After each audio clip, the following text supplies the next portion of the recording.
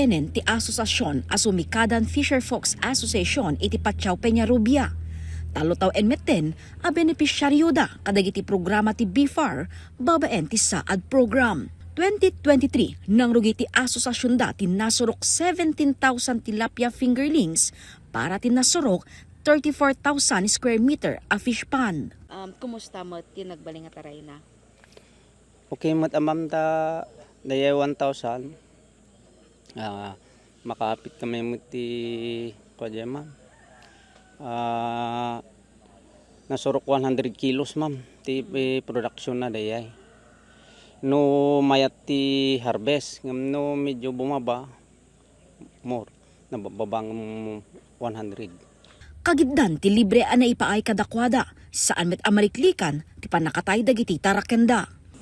Siguro jay kinadayo ti biyahe jay gapuan ti ko fingerlings dito ipasla ko madagiti kwat out damang pasaray ngamin no dadom siyempre hanmut may wasan jay panag ada panakapirdi jay transportation mala daw tumit nga sumangpit kin siyempre nabaram tumutin mo daya nga tapay ti ikos namut nga may sam daya ma'am climate change ti may sapay ma'am siyempre aglalo tata pasaray na bara ti tiempo kin pasaray lumamis mo siyempre maapiktaran siguro mo nagyay lamos ti kasya kin ti may sa predators ti amon siyempre kami pa ti nakadado lubid kaday so amin diyan ti pispan ay milang mga mataboy dagiyay bilik nga kaan kasi ma'am ti bubrami nga may sa nga solusyon tapno may iwasan. Sada lang makanswer ng fingerlings pa lang? Un ma'am. Pero no oray no dumakdakkel mo basi ti ma'am handan to nga mai ko may tayabe ta siyempre drakkel lang to ma'am. Pakabuklan a 151,000 tilapia fingerlings manipod BFAR ti inawat dagiti benepisyaryo ti tilapia techno demo program iti ahensya ken naduma-dumamet nga asosasyon iti sidong ti saad phase 2 program. Kada 200 square meter, 1,000 fingerlings ti maited kadagiti benepisyaryo. Makakatanggap po sila ng inputs like feeds from fry mash to finisher, then fingerlings. Under the regular program, under the establishment of technology demonstration, kat one trapping lang po siya.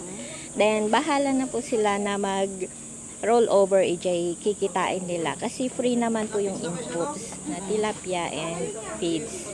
Then sa saad naman po, so mag-start po kasi siya sa production, then marketing, then goal po niya na maging CBE,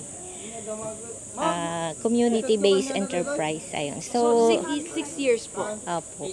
So ka-graduate na po sila sana as enterprise. Adamet maipaay a replacement kadagiti mai-report ang matay at tilapia. Regarding sa mortality, po siya, nare-replenish naman po siya as long as reported siya agad or na-monitor or na-report ng counterpart natin doon sa per municipality. 1:1 ulit, ma'am. Yes. Kalaksidan ti fingerlings ken inputs na isurupay kadagiti fisher folks seknan ti financial literacy. Dakkel lang tulong kanya may ma'am nga members kasi dagiyay mabagi mi dakkel nga para jay pamilya mi. Usar mi ti kwati pamilya. Kasi ngamin dayay asosasyon mi gaputa mabubuo pa lang na bitpay. Ada counterpart mi lang nga members si Giant Association.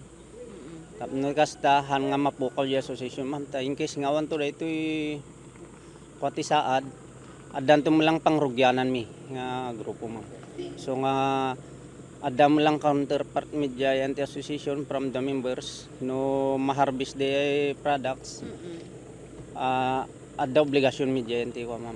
Ti techno program ken saad program ket agpada akalikawom ang matulungan dagiti fisher folks para ti kangrunaan ken kanayunan a pagbiaganda. Jessica Boreta, Balitang Solid North.